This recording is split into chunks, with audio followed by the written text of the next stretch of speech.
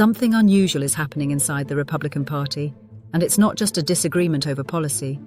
It's a struggle over power, priorities, and what the next election should actually be about. Here's the core reality. While House Republicans are trying to campaign on lowering costs for families, Donald Trump is demanding something entirely different, sweeping new restrictions on voting, including limits on mail ballots, and he's threatening to block other legislation until he gets it. That contrast matters because with only a razor-thin majority in the House, Republican leaders know their political survival likely depends on pocketbook issues. At their strategy conference, they highlighted tax cuts, energy policy, and programs they say help working families keep more of their income. But Trump's focus is somewhere else entirely. At a private gathering in Florida, the president told party leaders the real path to winning the midterms wasn't economic policy at all. It was passing what he now calls the Save America Act, a voting bill tied directly to his long-standing claims that the 2020 election was stolen. Those claims have already been rejected by dozens of courts, and even by his own former Attorney General.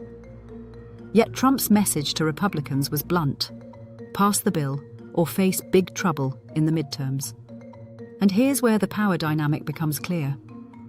Trump isn't just advocating for legislation.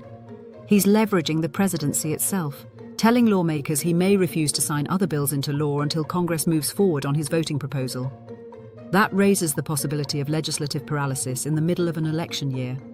Economic legislation Republicans want to campaign on could stall entirely, unless Congress first delivers on Trump's election agenda. This is where the story changes.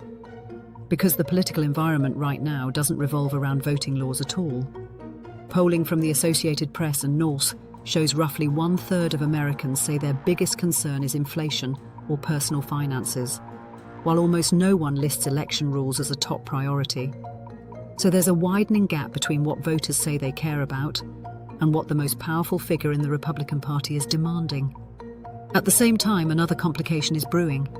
Trump's military action against Iran has already pushed energy prices upward, forcing Republican leaders to defend rising gas costs while trying to maintain their economic message. House Speaker Mike Johnson has called the spike a temporary blip. But politically, it makes the party's affordability message harder to sell when voters are already worried about costs.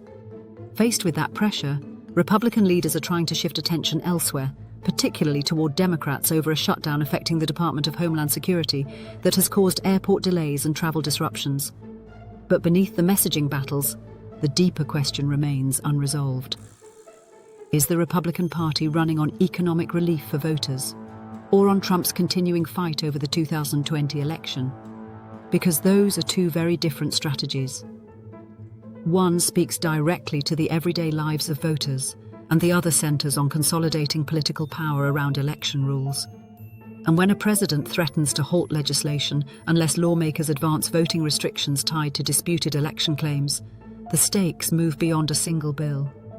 They become a test of who actually controls the agenda in American government, and whether policy is being shaped by what voters say they need, or by the political priorities of one man. And that's the larger story unfolding here.